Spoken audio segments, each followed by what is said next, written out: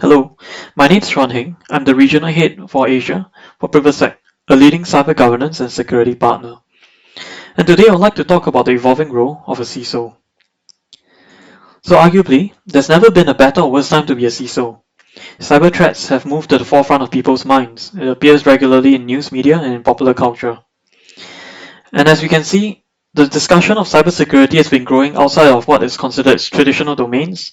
It's becoming a talking point, especially in product differentiation, and even coming up in sales and partnership conversations.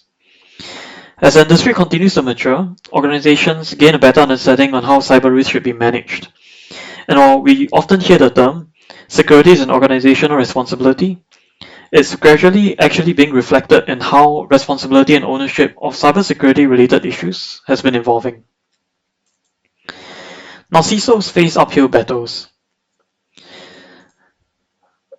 This is represented by a statistic where we have found that only 40% of interviewed professionals see CISO as a C-suite position. And this comes from a HBR Analytics Services survey from 2019. Now the reasons why CISO face uphill battles can be broken down into three main points. The first being Infosec compartmentalization. So Infosec tends to be viewed only as an IT function. Now in a survey by F5, they found that 58% of respondents found that IT security is a standalone function and not integrated with other business functions. Now as a consequence, these companies do not have an IT security strategy that spans the entire enterprise. Next, organizational hierarchy. So the CISO often sits under the CIO or the CTO instead of being an equal C-suite officer. Now that said, the CISO role is somewhat special. Nobody asks what the CISO's responsibilities are when they hear the title. But being a truly horizontal function that affects other areas of the business means that defining the role correctly is critical to the success of the organization. The nature of security. Now business is about streamlining, be it in ensuring better availability of systems, be it in ensuring better usability of an application by customers, or in making a decision to outsource functions within an organization. Now security has a part to play in all of these, but the CISO often would have different objectives from the decision makers. So what are the implications of this? Now CISOs will need to balance and address different limitations and needs for each department, and we can see why particular reporting lines would hinder this impartiality. So 75% of respondents from a 2017 survey, the same F5 survey, say that due to the lack of integration, turf and silo issues have been a challenge and influence IT security tactics and strategies. Now, the lack of cooperation between CISOs and departments, which view security as a hindrance instead of a business necessity, would cause these blockers.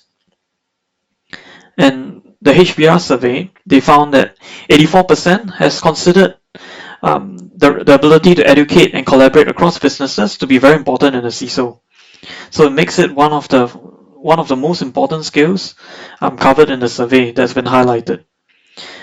And from the facts of what the CISO will need to balance within an organization and will need to communicate and champion for, we can see that this is true.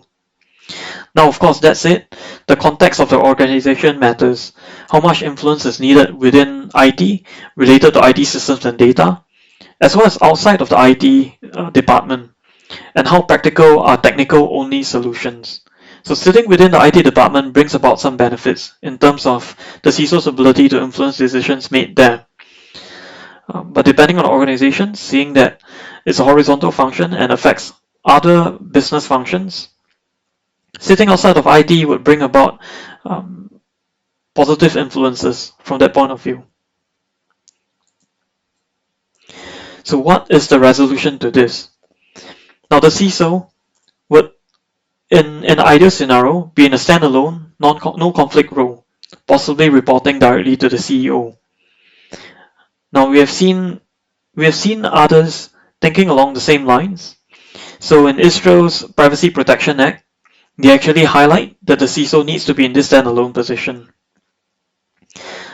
The other way to ensure this happens is to highlight the CISO's role and its influence on other aspects of the business, such as maintaining brand and image, as opposed to just simply thinking about IT and data assets but instead enabling the business and playing a higher profile, more strategic role, and getting others to understand that the influence of the CISO can be felt widely through the organization beyond IT. Integrating the CISO function with all relevant departments to provide the overall picture would enable the CISO to give a more holistic security strategy tailored to suit individual department requirements. And by focusing on the role as well as the messaging around this role on enabling the business instead of just focusing on management and implementation of specific controls, such as protecting endpoints and perimeter defense, for example, this would allow the CISO to be successful. Now, I hope this session has been helpful, and I know that this topic has been brought up repeatedly over the last few years. But as we see cybersecurity as an industry continue to mature and more recognizing the need for cybersecurity, I'm pretty sure this conversation will come up again. Thanks for your time.